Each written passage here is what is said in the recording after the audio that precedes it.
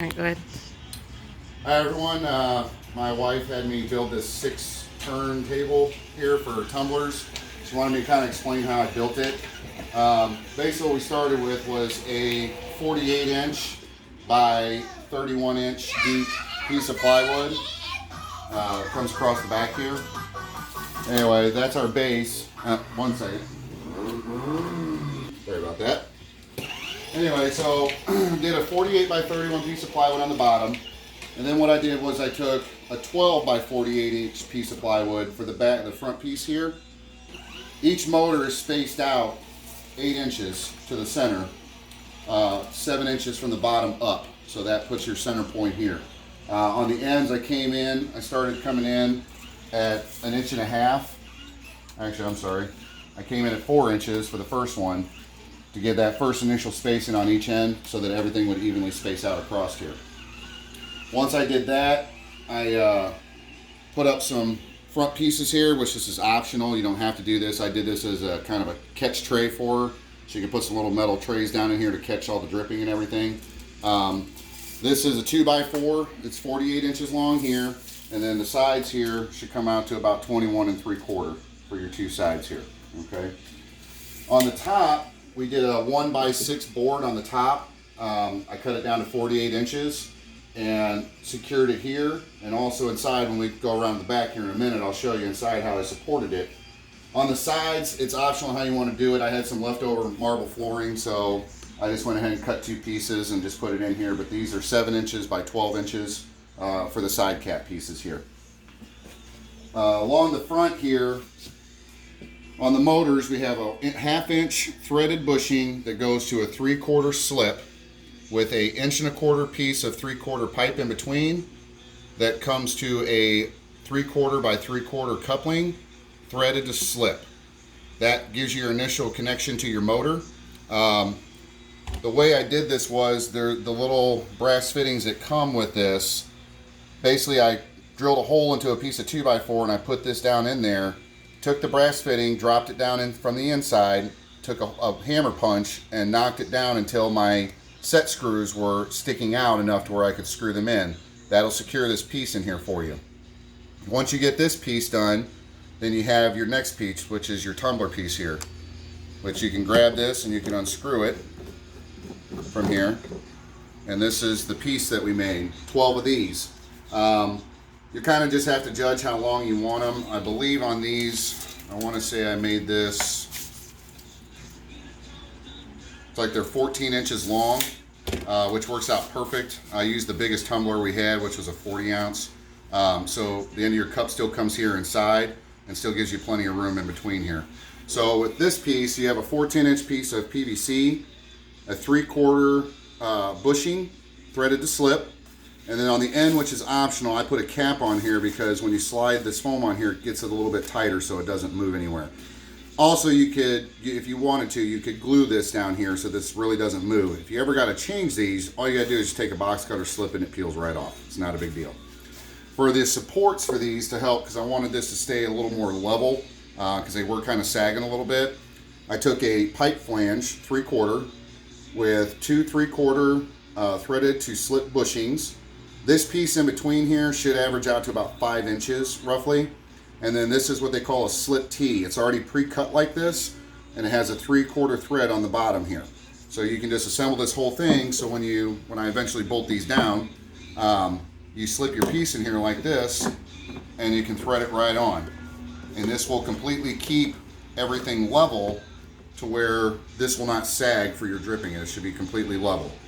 When you're spacing these, you'll just kind of have to judge it how you want. I basically came 1 inch off the styrofoam with this brace, so that gives it enough room for the cup to sit here. And these styrofoam pieces are about 5 inches, 5 1/4, something like that, but you can cut them however you want.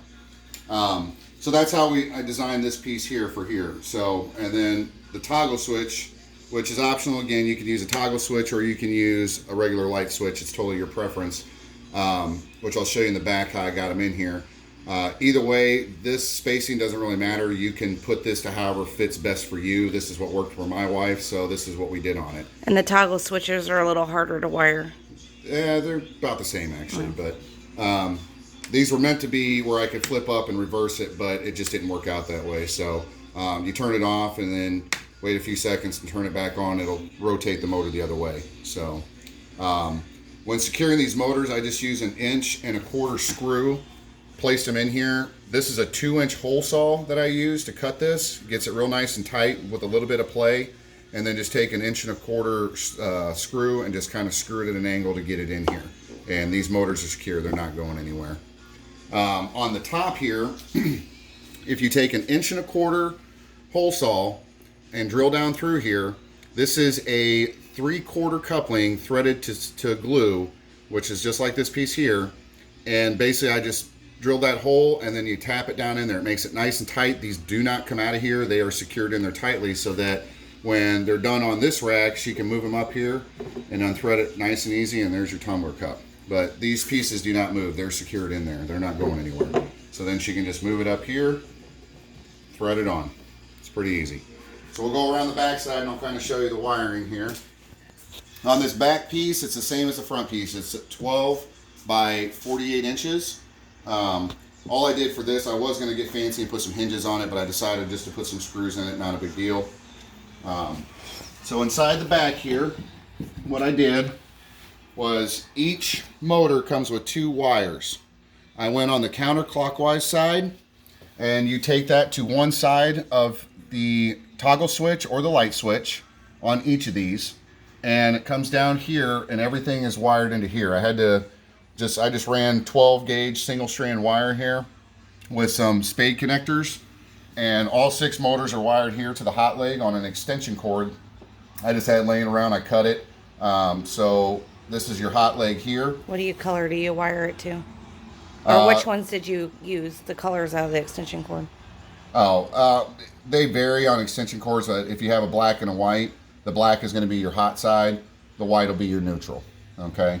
So each one of these is wired in to where the counterclockwise side goes to the one side of the toggle switch, and then your neutral wire, your hot wire, comes into the toggle switch here, which are these white wires. It's just some single strand wire I had laying around. On the other side of your blue wire here, the clockwise one, you're going to take these 3, and with a single strand piece of wire, you're going to wire them all together on one wire on both sides here. This is going to be for your neutral side, and bring it down and wire it into the white. Sometimes it's blue on extension cords. It can be different colors, and you're going to wire nut it all here. What I did was I took a clamp just to clean this all up, and zip ties just to make sure everything was nice and tight, and make sure nothing was loose. The extension cord runs out the side. You can just notch it over here, and then it'll run right out so you can plug it in. Or you can do it out the back. Out the back, yeah, whichever you prefer. The side was easier for us because of where I was going to put it at. Plugs right into an outlet. On the inside, like I said, with supports, I went ahead and put a 2x4 here and 2 more on the side so that I could screw these on. This was mainly to, instead of trying to drill up from underneath the 3/4 plywood, I was worried about this being flimsy, so I put this in here for extra support. It's just an extra piece. It's 48-inch long piece. And the sides here, I took a 2x4 at 7 inches, and I cut it down on a table saw just to make little blocks to put in there again for just extra support. That's totally up to you. I would recommend it so this thing doesn't move. It's pretty solid, so it doesn't go anywhere. Hi, baby. So that's the backing in there. The wiring's pretty easy. It's not too bad. Like I said, just one side, the counterclockwise side, to make it easy, they all went to one side of the toggle with your power wire coming into the middle. If it's a light switch you're using, on the light switch you'll have 2 points. You're going to have the one side again come into one side of the switch, the power into the other, and then still take the other blue wire off the clockwise. It's the easiest way to remember how to wire this, and tie it to your neutral wires that'll come down here. Pretty simple. Other than that, that's pretty much it. On the supports, I just got a few more supports to make and put on there, but she'll be ready to go. So if you got any questions, just let us know. Hey, Jen.